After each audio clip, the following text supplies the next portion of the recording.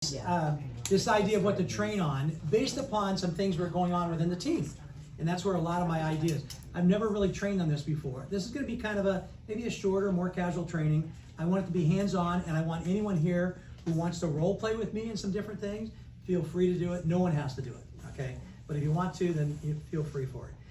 It's all about managing your clients' expectations. So if we're unable to manage our clients' expectations, or even worse, give our clients unrealistic expectations, it's quite simple. We're going to be a failure in their eyes. In fact, you guys have heard me talk before about Sean Aker's book on happiness.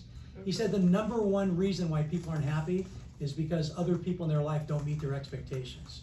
So his advice is to lower the expectations of others to have joy in your life, okay? But within your clients, you set their expectations. So if you set their expectations reasonably, then it's going to be easy to meet those expectations, and they're going to be pleased with you. But if they're not, then what's going to happen is they're going to be unhappy with you. The number one way we get referral business is for people to like us, trust us, and believe in us. Okay, and that's when we really educate, we know what we're doing, and we really create this special experience with them throughout the process. Then they want to tell everybody else. People don't refer you because they like you or you're their friend. They refer you because they believe in you, and when they do refer you, it's a good mark on them. You guys might as know, like once I refer Zoli, our driver that takes us to the airport and stuff. I love Zoli. I don't refer Zoli because he needs business. I refer Zoli because when you meet with him, he's picking up my daughter-in-law right now and taking her to the airport. The reason why is that they're gonna have a good experience, and that makes me look good. That's the way we feel. That's the way we're wired. Sometimes you find out, we've had many agents on the team, even probably here today, that you get in real estate and you wonder why your best friend doesn't list or buy with you. Well, it's not because they don't like you, it's because they want somebody who they can trust and believe in, and you're not that person yet, right? So again, this is managing your client's expectations are really, really hard. So today, what I want to do is I want to give us 10 scenarios, okay? And then I want to go through this, and I want to kind of give people an idea of how we can manage people's expectations. On the first one, I'm going to give you how I would handle this. In the next 9, I'm going to throw it out to you guys if you want to do it, or I'll be happy to help you or whatever. But the whole idea is giving these scenarios and working through these things. Because here's the thing I think we do as agents sometimes. We want our clients to really be hyped up after they meet with us. And so we want to give them these incredible expectations. We tell them we just took a listing and, hey, I plan on getting this home sold this weekend. We'll have open house Saturday and Sunday. Let's plan on meeting Sunday night with all of our offers. Okay. Now, does that ever happen? Sometimes. But would you want to set yourself up for that? No way. You're setting yourself up for failure. In your best case scenario, all you do is meet their expectations. Okay. And so our whole theory is we want to under-promise and over-deliver. That's our theory with our clients.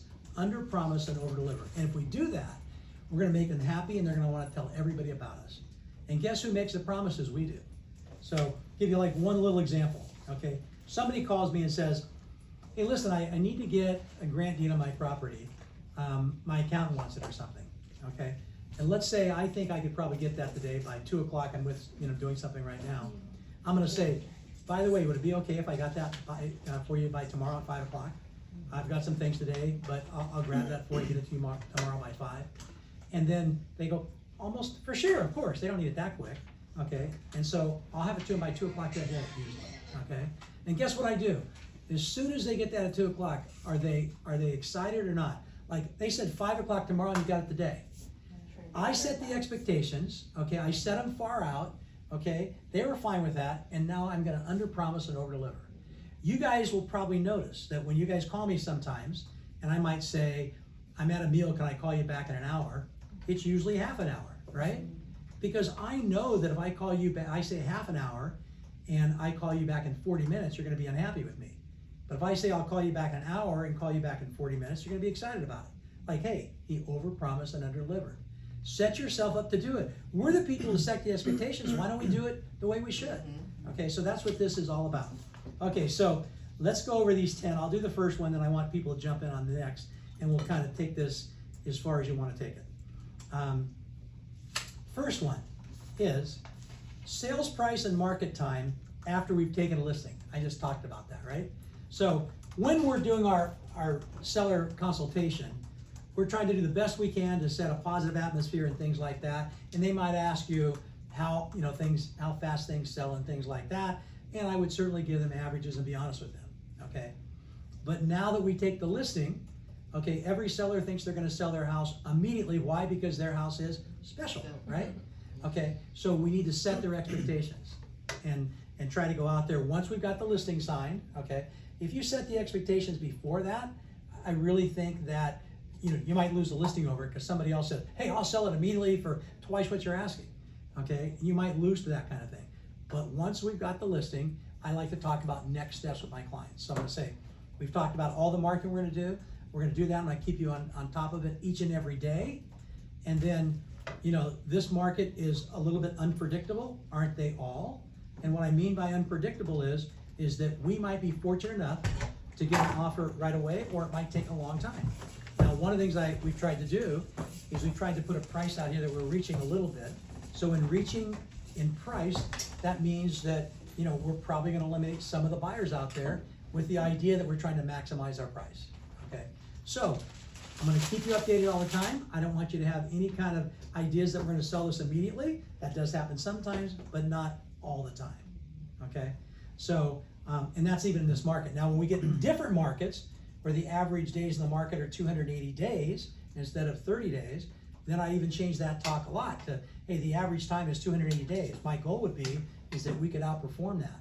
However, again, there's no guarantee we can, but I can tell you this, we're gonna give every chance possible and do all the right things, and we're gonna let you know about it all along the way, okay? So what I've done, I've set their expectations up, not to be willing to meet with me on Sunday to look at all these offers, okay? But to let them know that their expectations need to be reasonable, okay? So, that's the first one. Let's do that. Now let's take the second one. Buyer's agent calls and asks what your listing will sell for. Okay, so now we're gonna set the other agent's expectations, right? Okay, a little bit different. So, Steve, you wanna take this one? Sure. Okay, I'm not gonna call on most people, but Steve, I know that. That's Okay, so I'm the buyer's agent. You just took a listing. Which listing you just take? Tell me one. I think I might know it. Table Rock. Table Rock, okay, 3 million? Yep. Okay, so, see you later. She has a call. Thank you. So, set the listing at 3 million. Okay, that's what, it's at 3 million right Yep. now, right? So I'm gonna call, I'm gonna say, you're the listing agent. I'm gonna say, hey, we looked at the property, we have some, by the way, when I call an agent and ask for their feedback, and I have an interested client, I always use the exact same language. I have a buyer with some potential interest. I don't wanna say, totally excited about that house. You're not doing them a favor. And you certainly don't wanna call and say, probably not interested, but tell me what you think. I mean, it's kinda like, why waste my time? So I have a buyer with some potential interest. That means I'm usually about ready to write an offer, okay? And so I'd kinda like to know, because, so what can you tell me, Steve? Do you want the long one or Reader's Digest? Well, just give me what you tell me as an agent. Here's what I do, okay. Well, let me tell you how we came up with the pricing. So I don't know about the one below, what it sold for, when it was, what we think's happened with prices since then. We tell them the condition's terrible, it needs everything done to it. I tell them we've had contractors come up with bids for X, Y, and Z. And we tell them the bids come out to an amount of money, less than 200 grand. And we explain to them the guys downstairs were listed for 3.6. And we explain to them our strategy. The strategy is that we will have it on the market now until we can get it fixed up. If it sells fine, if it doesn't, pull it off the market, fix it, sell it for a whole lot more. Yeah. And then I tell them, if I were you, I'd count on to a couple things. We've had a couple of offers. The first offer was next to neighbors at 1.4. They snickered. And then we had an offer at 1.65, an offer at 1.75. Sorry, 2.75. And I said, I want to know this too if I was you. We did counter at 2.9. Okay. Is there anything else I can tell you? And they usually are just, oh my God, that's just great. And I said, well, then maybe someday you can help me out with some of this strategy. Okay, so the one thing you need to do is you need to set their expectations. So one thing when you tell them that you countered at 2.9, what do they know? What do they think? 2.9 will work. No, they immediately think that will certainly work and more might work. Okay, more might work. Yeah. So what I might have done a little bit differently is I might say, so, I would probably say the 2.75, they weren't interested in that. But, give me something with a 9 in front of it, and I can't make any guarantees, but at least we got a fight in our hands. I'll fight for it. If it doesn't have a 9 in front of it, I'm probably dead on arrival, okay? So what am I doing? I'm setting their expectations. The only thing I would have done differently than Steve did, is he said, this will work at 1.9. And when you say that, they immediately think, well, then less than that will work, and they're gonna hammer you. Yeah, we countered 2 nines at a time. Okay, so, yeah, so I would probably say, it needs to have a 9 in front of it to have any chance. I can't guarantee it, but I'll go to work. I mean, it's a lot of house for what you're getting with that view and that location. And you're the one, when you put some money into it, that's gonna make the money on the remodel. You can do exactly how you want to, okay? We can close right away, that's not a problem. If you need a little bit longer escrow, they might be able to do that. But the whole idea is that you need to set your expectations and leave yourself margins. Because if you say it'll sell for this, okay, then they start working off of that. They're not gonna come back at that. Most agents are gonna work off of that, okay? She would take 2.8. Yeah, okay. So, yeah, there you go. Then No, so you we leave set- yourself we- some margin. We set the margin, but she would take 2, but I'm not gonna tell them that. Okay, next one. You represent a buyer, and you just got information from the seller's agent of what the seller might accept as a sales price on the home. So now I'm on the other side of this, okay? Now you're working with your buyer, okay? So, anyone wanna take that, or you wanna work through it together? Sure.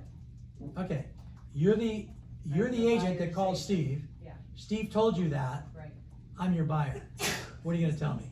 I'm gonna tell exactly what Steve told me and say, I'm gonna relate to you everything that the seller, that they have different variety of offers. They got a 2.7 and they countered at 2.9. Okay, so here's my only concern. Uh-huh. The only concern is, as soon as you say that, they're gonna work on that, right? So what I try to do when I get an offer like that, when it comes back, I say, I've talked to Steve, and he's the selling agent, he gave me a lot of history. They counted, there was a 2.7, they didn't respond, okay? So, they're looking for something with a 9 in front of it, or they're gonna start to remodel it, put it on for a whole lot more. So, we're looking at this home to go in and buy it, do everything, so you need to leave yourself a little margin. If you tell them exactly what they said, then they're gonna work off of your 2.9, right? So you need to leave yourself a little bit of margin, set yourself up to be a hero to your clients, but in the end, you know that information. What are you gonna do in the end? In the end, you're gonna try to get that property for your client for as little as you can. You're gonna work your butt off for them, but don't let them be the person that works you over, because the information you gave them, you're tying your hands to come out successful. You're setting expectations that we can do this. Now, I can't tell you how many times that me or other people on this team have got a commitment from an agent to what it might sell at, and then it doesn't. Right. Yeah. Time and time again. So I'm always going to kind of layer that over with, and by the way, another offer comes in, everything I just talked about is probably changed. Because now we're competing and we're in a bidding war. And so, and by the way, I also have talked to agents before. Steve seems to be a really, sharp, knowledgeable guy. But I've had agents tell me this just to get me to write an offer, and then when the offer comes in, it's nothing like what they said. It's much worse. So I'm gonna prepare them for all that. Once we write an offer, then I'm never gonna tell them, well, this should work, or this should go, or, I think we gotta go here. All I'm gonna say is, hey, listen, we're giving it our best shot, okay? And let's see where it goes. I promise you one thing, I'll give it my all, okay? I'll give it hell, okay? And that's what you have to do. Set yourself up for success, okay? Knowing that you've got a little wiggle room in there, and also knowing that some agents set you up to be unsuccessful, you gotta protect against that a little bit. Because if you don't, when you say, here's what the agent told me, and that doesn't come true, guess what? Who told it to them? You did. Yeah, you look bad. Yeah, it makes you look bad. Don't let them set you up. Okay, next one, this is number 4. This is going quick, so I like this. When you represent the buyer, what expectations should you set for the home inspection and repair request? This is probably the single most important one, literally, that I have here of all these. Because it happens all the time, and it's the one I see that is done probably not very well most of the time, especially from other teams. But I think our team can learn some stuff from this too. Not everybody, but some. Okay, so who wants to take, they've got a seller, okay? They just got the home in escrow, okay? Got the final counter has been signed, and now you got the inspection's gonna be set up, what are you gonna tell your seller? I thought we represented the Wait, I buyer. thought you were Oh, we're representing gonna the do both buyer. here, we're gonna do both. Oh. Doesn't matter. Okay, because the next one's seller. So let's say, okay, we'll do buyer first. You gotta accept that you represent the buyer. Steve, you wanna take it? Yeah, like buyer's Anyone else well. wanna take it, by the way? Sure. I'll take it. Okay, take So it. I- So I represent the buyer and we're gonna go do our inspection? Yeah, so what do you tell them before you go? Oh, I tell them that the inspector's job is to find everything wrong with the house. Even if it's a brand new house, they're gonna find a checklist. That's their job. Every little thing, you can't take it personally. Don't make, we do safety and code and function, our main concerns. So we're gonna listen, we're gonna hear what they're gonna have to say. If you have any concerns, we'll follow up with the sellers. His job is to describe the condition of the house. Yeah, let her finish though. Yeah, describe the conditions Sorry, of the sorry, house. sorry. Yes, well, that's a good wording, I like that wording, but I kinda say, point out anything, but the condition's good. I just say he's gonna find things wrong with the house. But we have to set our expectations, we can't give a list, like, when you get the report, it's gonna have the highlights, we're gonna listen to the highlights, you're gonna come to the appointment, be there so he can walk you through. He's gonna tell you if the house, or he or she is, if it's got good bones, but these are some concerns. We wanna focus on safety, code, and function items. We can't ask for cosmetic, we gotta negotiate our repair request when that time comes. So that's kinda That's good, I like it. What I say. Steve? Go to time of construction. Okay. code of Time time. to people, that's a big deal. And then I always tell people, if you have anybody you wanna bring, carpet guys, paint guys, anybody, this is your time to have them come and get their bids and stuff in if you want to, cause it's kinda your house for a couple hours. Yes. Great that idea. too. Amy? And I kind of describe it too to my clients, that it's like when you go to a doctor's office and you go see a general doctor. Mhm. The inspector is like a general doctor.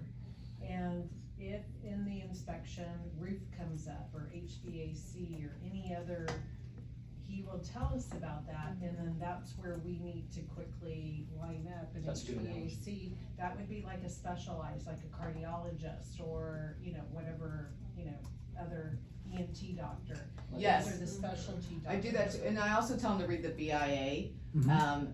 and I say the same types of things. Now, if an issue comes up, and then I give an example, I had a client who, her husband was in a fire as a child, so their HVAC machines, they were very nervous over it, so we had another HVAC specialist come in because the inspector is not a contractor for all these items. Right, and I tell them that we're stepping through, this is just something we'll step through, it's fact finding. All we're doing is getting all the information, getting all the facts, put it all That's together, good. and then we'll discuss it, and, it's up for negotiation. Absolutely. So those are good. I think all these were excellent, okay? I always had my way that I did it, and the way I would always do it is talk about, we're gonna go for our inspection. Let me explain the process first of all. So I have a two-step thing. The process number one, and then expectations number two. The process is, we'll meet there. We will meet there at the same time the inspector does. We'll probably go over paperwork, do some other things, wanna look at the property again. Our number one goal to start this is to stay out of his way. He's not gonna wanna do the inspection with us looking at anything. Let him do his work, be nice and friendly to him, and at the very end, we're gonna go through the property with him. He's gonna point out the action items to us and answer any questions we have. And at the very end, I'm gonna ask him two questions. One question is gonna be, give me your overall, just off the cuff, what's your overall opinion of the house? And usually they're gonna say, well, it had some items, but it has good bones, okay? Not always, but usually. And then, I'm gonna ask, do you think that there's any inspections, this goes back to Amy, that we should have in addition to your general inspection? Whether it be, sewer, pool spa, roof, whatever it is, just ask them. And I don't itemize what they are, ask if there's any more. I use him to be the expert for that, because if all of a sudden we don't ask him that, and later they find out that there's, a tree root that killed that, hey, we asked him about that, he said no, he's the expert, okay? Then, here's what I like to tell them after that. I like to tell them that, so here's what our options are, right at the very end. Once we get this inspection, we'll go over the entirety of it with you. Now, our RPA states very clearly that we take the house as is. And I can tell you that some sellers will tell you that you bought the house the way it was, that inspection's for you, and you're getting nothing, okay? That is a possible response. Now, there is no book on what sellers have to do, What the contract says is it's bought as is. And some sellers just think that's what it is. And by the way, we were one of 5 offers and we got it. They'll just tell us to pound sand and we'll go to offer 2, 3, or 4. Okay? So that could be a possible outcome. However, I always like to look at this, and I look at things that I think are reasonable. There's no book on this. This is just, Ed's book. I think it's reasonable for a seller to take care of things that would be, like we talked, the safety, the code, and functionality, okay? And explain what that is, as long as they're not super minor. Okay, super minor things we can live with, but in those 3 areas, we can ask for those things. In some cases, I'm successful in getting some or all of those done, or credit for some of those. In some cases, we're not, okay? Let's just see where it goes, but now, we've set their expectations. What are their expectations? That possibly the seller will say no to everything, okay? And that we're gonna go and here, they know how it's supposed to take place, and they know that if there's any other inspections, they're gonna know about that, okay? So that kind of makes sense, and is there anything you guys wanna add to that? I'll add one thing. I like everything you said. I kinda do that when I'm in the situation. But with today's market, depending on our timeline, I can't wait to ask the inspector if they want any other inspection, cause we don't have enough time in our inspection time period. So I will, if the house, I go by the age of the house, if we need the sewer scope or the location where it's at, and I try to schedule them all on that same day. But if we had our normal 17-day, like in a different market, then yes, I don't wanna have to do all those if we don't need them, right? Yeah, and I think that's one way to do it. The only thing is, I tend not to like to do more inspections than we have to, because if I were the buyer and I really didn't need that, I wouldn't do it. But, so I do like having the inspector do it. And here's the one thing, your way is a really good one, especially if you suspect there might be another one you're gonna need, okay? However, the only thing is we might only have so many days, but I can tell you, we're not gonna release contingencies until we have all inspections. True. And are they likely gonna cancel? Not very likely. So, I like your approach on that, if you really think there's another one, not just, because the last thing I'd wanna do is do that general inspection and say, by the way, we also did a roof inspection and a sewer inspection. He goes, you wouldn't have had to do that really on a home this new. Right. And then there you go. Oh You yeah, can- no, it's only when it's old, and it's usually termite, roof, or sewer, Yeah. depending. Well, by the way, termite, if they're not going to do one, I think that's kind of automatic. It's really weird though, I don't know if you Yeah. guys experience it, so many listing agents don't tell you if they had the termite done. Yeah. And then I'm also writing the offer very competitive, so I'm not asking for it, so then I just schedule my own. Yeah. But I'll find out, if they have it afterwards, but. That's Okay, just my I 2 like that. cents. You guys are good. Any one of you guys would have been my agent, I would have loved you, okay? You guys, you have it nailed. Okay, let's just take it a little bit different. We now represent the seller in the schedule, the inspection scheduled, for a couple days from now. How are you gonna, tee up your seller to know what they should know? Anybody wanna take it? I'll take it. Yeah, take it. So we usually, like you said, we inform them of what to expect. We ask them to leave the property so that the buyer can, Talk to me like I'm the seller. you're the seller? Yeah. So our inspection is Wednesday, which is a good thing. It means things are moving forward. And